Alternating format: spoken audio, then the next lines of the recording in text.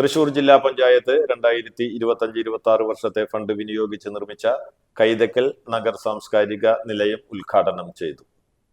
തളിക്കുളം ഗ്രാമപഞ്ചായത്ത് പ്രസിഡന്റ് ഷീബ അജയകൃഷ്ണൻ അധ്യക്ഷത വഹിച്ചു. 27 ലക്ഷം രൂപ വിനിയോഗിച്ചാണ് സാംസ്കാരിക നിലയം പണി പൂർത്തീകരിച്ചിട്ടുള്ളത്. 2 നിലകളിലായി പണിത കെട്ടിടത്തിൽ 2 നിലകളിലും അറ്റാച്ച്ഡ് ബാത്റൂം സൗകര്യവും ഏർപ്പെടുത്തിയിട്ടുണ്ട്. Panchayat assistant engineer John C, ആരോഗ്യ വിദ്യാഭ്യാസ standing committee chairperson Jolly Babu, ward മെമ്പർമാരായ PA ഷിഹാബ്, ഷമീർ നാലകത്ത്, റഷീദ സൈനുദ്ദീൻ, സഹീദ, ഓവർസിയർ നസീറ എന്നിവർ സംസാരിച്ചു. പോലും അറിയാത്തൊരു സാഹചര്യത്തിൽ ആ പണി പൂർത്തീകരിക്കാൻ പറ്റാത്തൊരവസ്ഥയിൽ വന്നു.